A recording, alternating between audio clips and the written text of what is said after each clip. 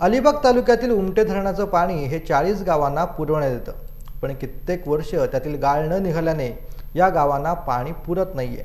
या विषयावरती लोकप्रिय नेते दिलीप भोईर उर्फ छोटम शेट, उपाध्यक्ष भारतीय जनता पक्ष दक्षिण रायगड यांच्याशी माझे कोकणचे प्रतिनिधी धनंजय कवठेकर यांनी खास बातचीत केली आहे। आजची तारीख 17 मे 2024। आज उमटे धरण आणि त्या उमटे धरणावरती अनेक वर्ष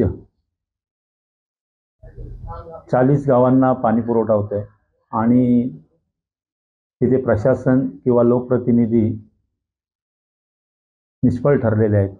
कारण ज्या वेळेला महिन्याची मेची 17 तारीख येत असताना पाणी पुरवठा तिथल्या गावांना पुरेसा होत नाहीये आणि फार ते लोक वणवण करतायत पाण्यासाठी।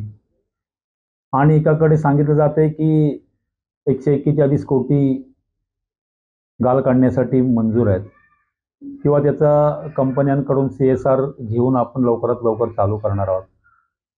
आचारसंहितेचा मुद्दा दाखवून कुठेतरी जनतेची दिशाभूल होते का असं मला वाटतं। आणि सर्वात मोठी गोष्ट म्हणजे जर 141 कोटी जर मंजूर असतील आणि लोकप्रतिनिधी म्हणून आपण काम करत असाल तर 17 मे तारीख येणं गरजेचं होतं का, हाही प्रश्न जनतेसमोर उभा राहिला।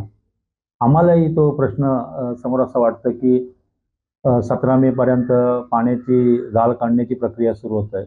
गावोगावी ज्या वेळेला लोकांच्या महिलांची ही फार मोठी समस्या आहे आणि त्याच्यावरती लोक काम करायला मागत नाहीये, प्रशासन काम करायला मागत नाही, तर त्यांनी लवकरात लवकर लक्ष द्यावं त्याच्यावरती।